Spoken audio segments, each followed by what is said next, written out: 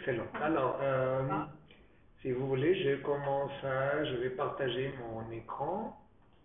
Oui. Il faut que tu me donnes la permission, Sophie. Alors, où est-ce que c'est? Je suppose que ça doit être en Intervenant. bas Là. de ta Là, fenêtre. c'est bon? Laisse-moi voir. Non, pas encore. Pas encore. Alors, comment je fais ça? Mais, sécurité, participants. Comment? Peut-être que... Attends.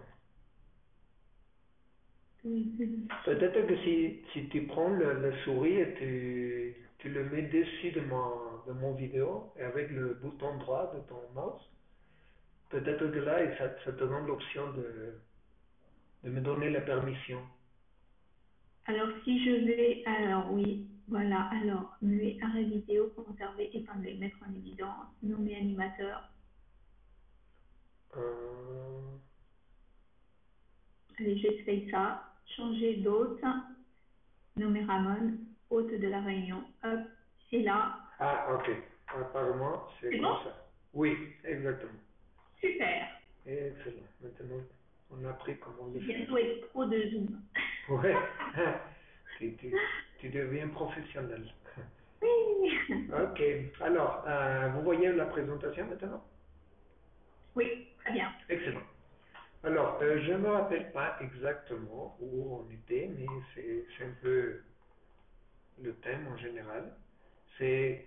On avait fini, en fait, par Ah oui, les vibrations inharmoniques et ah ok. puis les Et- 7 péchés capitaux.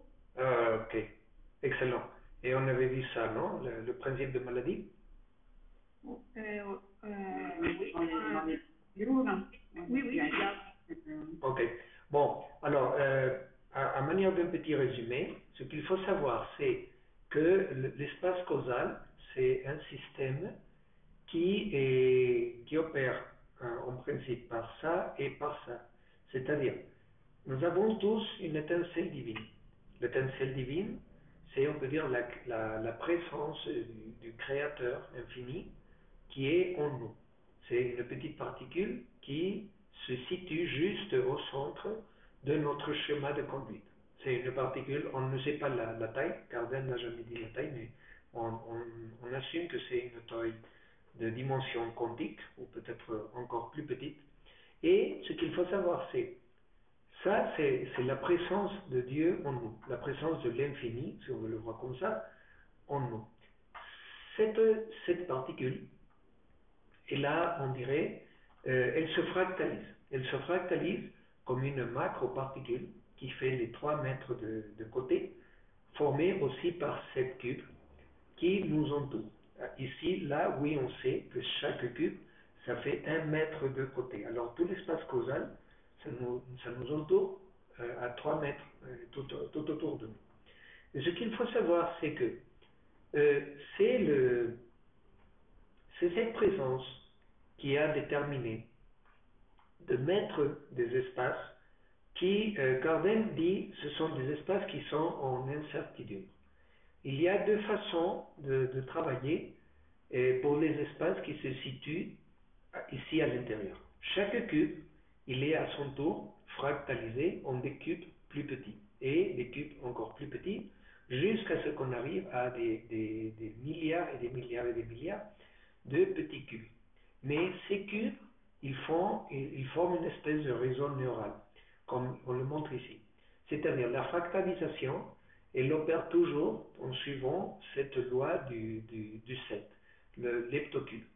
Alors, ce que nous faisons, c'est, ici, dans ce point-là, on va dire, là, on va dire c'est une partie de la présence divine. En fait, la véritable présence divine, elle se situe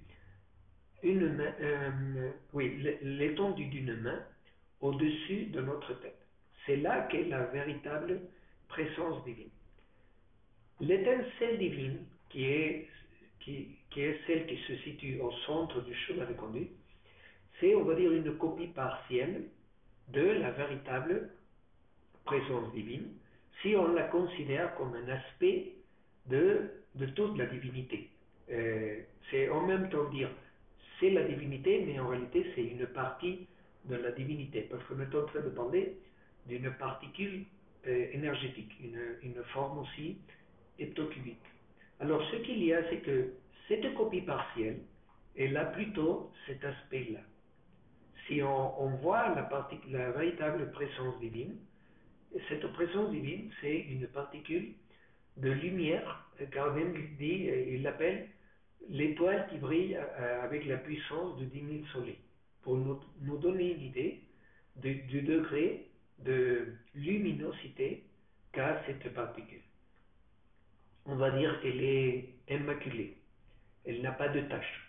C'est notre étincelle divine qui, pour chacun, on va dire qu'elle a des taches, mais c'est pas qu'elle ait des taches comme ça, c'est pas qu'elle est sale, parce que c'est quand même l'étincelle divine, c'est une partie de la divinité. Mais ce qu'il y a, car il m'explique, c'est que ici, tout ce que vous voyez ici, ce sont en fin de compte, un peu comme, on va parler comme les neurones d'un cerveau. Ce sont des éléments qui peuvent transmettre de la lumière. Quel type de lumière? C'est une énergie. Et Kardec nous explique qu'il y a des milliers de formes différentes d'énergie dans le cosmos, dans l'univers. Mais parmi elles, parmi les groupes d'énergie qui existent, il y a une énergie qui est très très spéciale et Kardec l'appelle le plasma. C'est pas le plasma que notre physique connaît comme un gaz fortement ionisé. C'est du domaine complètement de la vibration, c'est du domaine de la biophysique seulement. Mais ils appellent ça aussi une forme de plasma. On pense qu'il doit y avoir une certaine relation entre le plasma que conforme le corps causal et le plasma que nous manipulons en physique, mais on ne sait pas.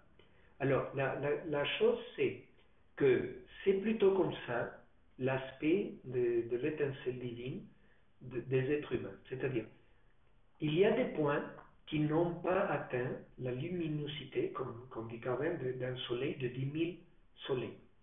Plutôt, c'est une luminosité partielle. On voit ici des octocubes rouges, ou bien orange, ou bien blanc, etc. Et il peut évidemment avoir des heptocubes qui sont noirs, qui sont de couleur brune, qui sont de couleur opaque, etc. Et ça nous donne l'aspect qu'il y a des taches. Qu'est-ce que ça veut dire? Ça représente les causes qui vont se projeter, vont se fractaliser, pardon, qui sont le fractal d'une copie identique qui est ici, qui forme l'étincelle divine.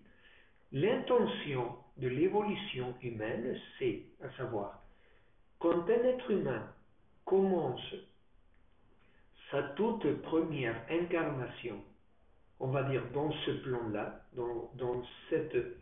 majoritairement dans cette planète-là, parce on peut dire qu'on a un début et une fin, mais pas un début et une fin comme la philosophie ou la religion essaie de l'expliquer. On a le début d'une étape et on a la fin d'une étape. Quelle est cette étape? On le verra après, si vous voulez, en plus en détail dans le Surhomme et le Cosmos, mais ce qu'il faut savoir, c'est à un moment donné, la présence divine a besoin de produire, d'accomplir un certain effet dans cette présence qui se trouve au-dessus de la tête. Alors, on va dire, la divinité, à un certain moment, elle dit, moi, c'est le créateur de tout. Et maintenant, ce que je veux, c'est connaître, c'est-à-dire connaître par l'expérience les différents niveaux et degrés de ce que moi-même j'ai créé. On va dire un peu comme ça. C'est pas facile d'expliquer ça. Mais supposons tu es allé avec un architecte, tu lui dis, vous savez, j'ai un terrain et je veux construire une maison. Alors l'architecte va, il regarde le terrain, il voit la luminosité, il voit l'orientation, il analyse quels sont les points les plus illuminés, les moins illuminés, etc. Et il dit, bon, maintenant j'ai fait une analyse du terrain. Je vais vous faire une proposition. Alors, qu'est-ce qu'il fait? Il part dans l'ordinateur, il utilise des programmes qu'il y a pour ça, d'architecture, et il commence à mettre des différentes idées. Si je mets la cuisine qui regarde vers les montagnes, si je mets plutôt la salle d'être de famille en regardant vers les montagnes, etc., j'obtiens des différentes options qui vont faire que cette maison elle soit agréable à vivre. Alors, qu'est-ce qu'il fait? Il nous montre la simulation virtuelle dans l'ordinateur, dans l'écran, et on peut aller même plus loin, on va supposer qu'il y a une simulation holographique en 3 dimensions, et alors c'est comme si je marchais à l'intérieur de la maison. Et il m'explique que j'ai mis ici la salle de bain, parce qu'il y aurait une bonne évacuation des eaux noires, et ici j'ai mis la cuisine, etc. Et c'est nous qui disons, oh oui, ça me va, ça me convient, alors construisez-la. Alors à ce moment-là, on va dire que c'est un peu le créateur qui construit. Et qu'est-ce qu'il construit? Il construit un espace qui a la propriété d'être un espace où la matière et l'énergie peut exister et où les phénomènes peuvent arriver. C'est-à-dire qu'on a un espace en 3 dimensions où le temps peut s'écouler et comme ça on peut avoir l'expérience. Alors, comment on va avoir l'expérience? C'est au moment où on a construit la maison. On ne peut pas avoir l'expérience si seulement on voit les plans et la simulation dans l'écran de l'ordinateur. Okay? C'est seulement du moment qu'on arrive à la maison et on l'habite. Et effectivement, on voit qu'il ne fait pas trop de chaleur ni trop de froid, que c'est soit agréable à vivre, ou bien on commence à découvrir que ce n'est pas si agréable à vivre. Alors, c'est ça l'intention. Le créateur, il crée les espaces, et il dit, j'ai créé les espaces pour qu'on puisse les expérimenter, pour qu'on puisse avoir des expériences. Alors, on va dire, chacun de nous, c'est le créateur qui a décidé de vivre et expérimenter une ligne de vie, une certaine expérience, dans de certaines conditions bien spéciales. Alors, si on revient à l'exemple des maisons, maintenant on va supposer que tu n'as pas un terrain. On va supposer que tu as acheté tout le côté d'une montagne, un terrain très très vaste. Alors tu possèdes toute une montagne, tu possèdes aussi une prairie, tu possèdes aussi un morceau d'un désert et tu possèdes aussi un morceau d'une plage complète. Alors, tu as l'option de construire la maison soit dans le bout du désert, où les conditions sont très chaudes, où il n'y a presque pas d'eau, etc., soit dans la prairie, soit au seuil de la montagne, soit dans la plage. Alors tu peux penser, ce sont des conditions différentes. En fin de compte, ce que tu pourras dire sera, tu sais, moi, en réalité, j'aimerais vivre dans le désert et dans la plage et dans la montagne et dans la prairie pour savoir comment ça fait. Alors ce qu'il y a, c'est imagine que c'est Dieu qui dit, ah bon, je vais habiter dans le désert et aussi dans la plage et aussi dans la prairie et aussi dans la montagne et aussi dans le sommet de la montagne, etc., etc. Alors ce qu'il y a, c'est que Dieu dit, comment je vais le faire? Bon, je vais le faire en me manifestant dans des entités différentes. Et je serai en même temps une personne qui va vivre dans le désert et une personne qui va vivre dans la plage et une personne qui va vivre dans la montagne et une personne, je serai toutes ces personnes, soi-disant en même temps. Et c'est ça ce que nous sommes. Alors ce qu'il y a, c'est que Dieu, il se fait présent parce que c'est lui qui veut connaître quelle est l'expérience d'habiter une maison dans la plage. Et ce ne sera pas la même chose si la maison se trouve, par exemple, dans la plage ici au Mexique, à Cozumel, par exemple, ou bien si c'est une plage dans la mer Noire, ou bien si c'est une plage dans la mer du Nord, etc. Si vous commencez à voir, il y a des centaines et des centaines et des milliers, des milliers, des millions et des millions, des millions de différentes possibilités.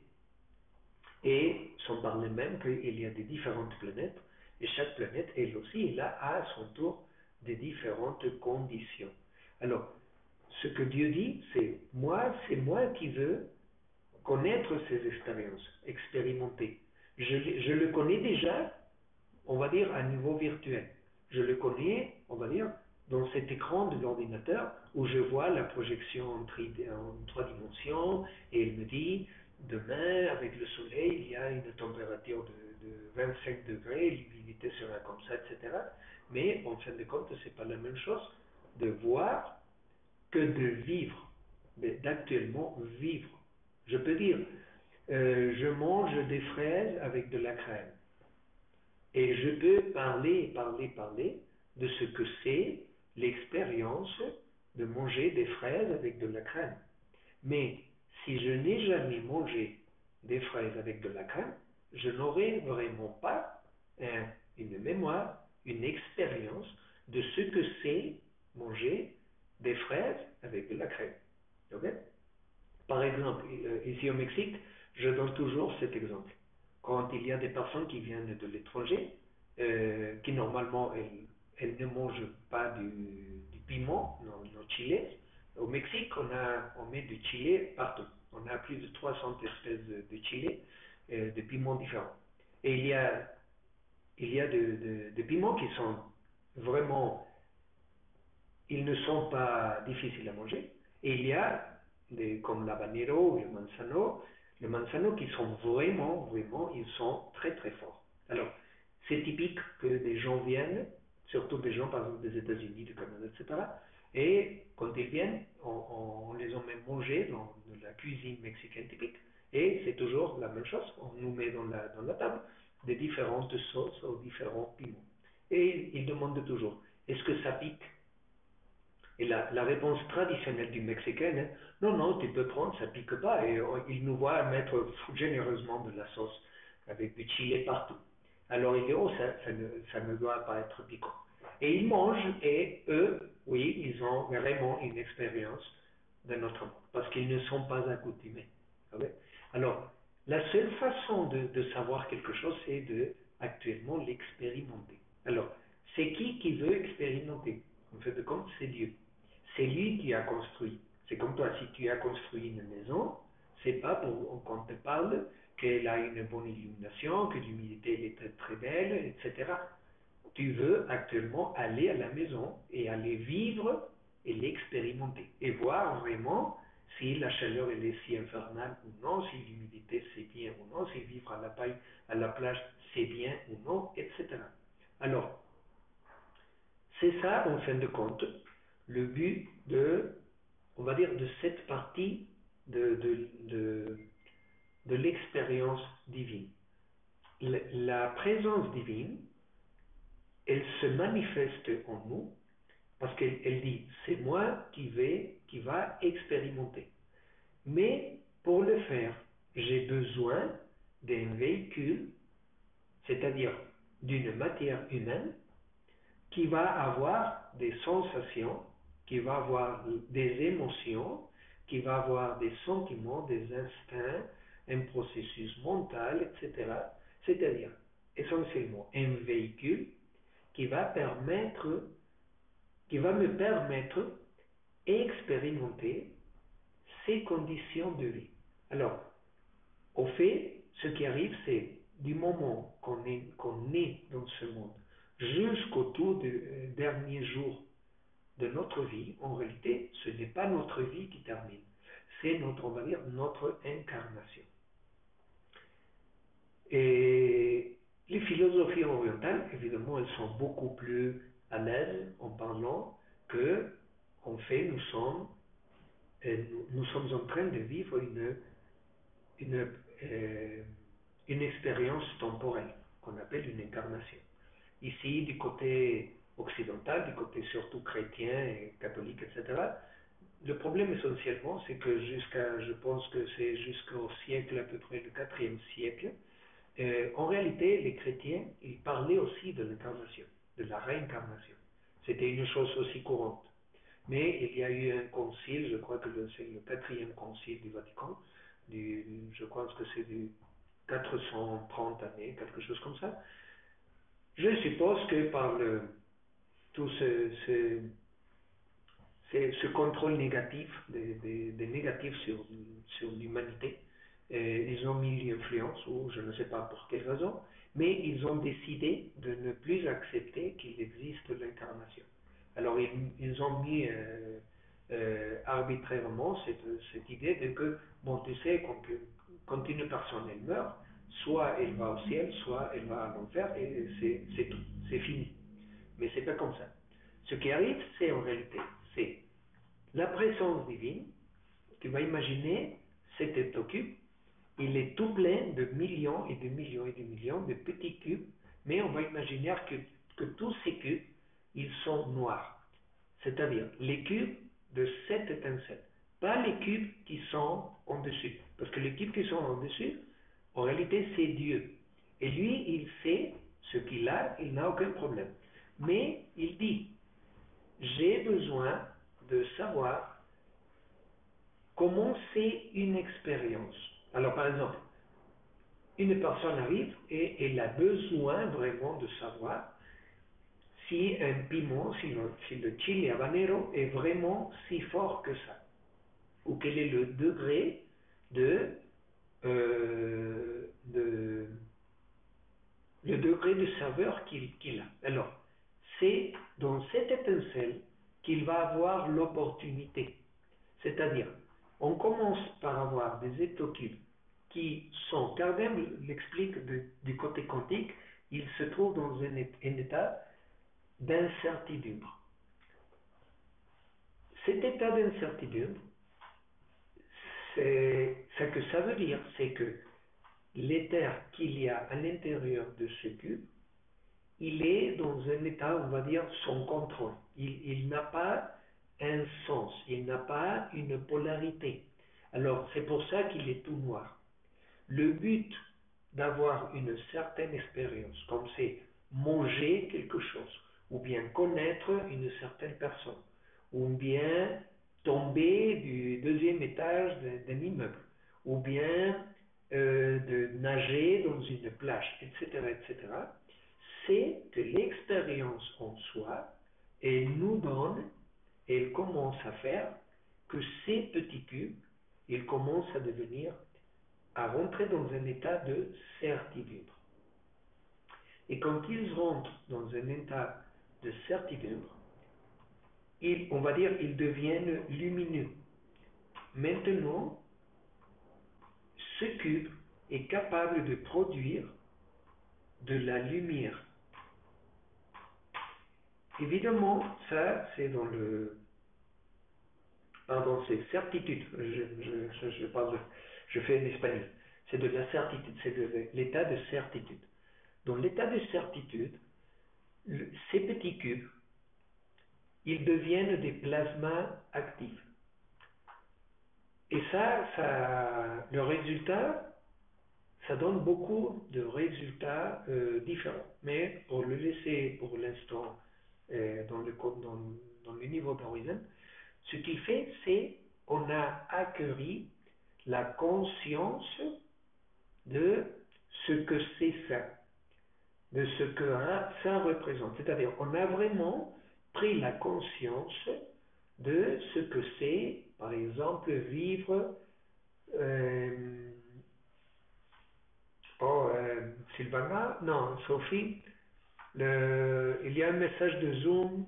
Ah oui, moi aussi, j'ai. Ah, tu l'as? Ok. Bon, Peut-être qu'elle reviendra dans 10 minutes. ouais, je vais poser l'enregistrement en tout cas. Bon, je vais l'arrêter.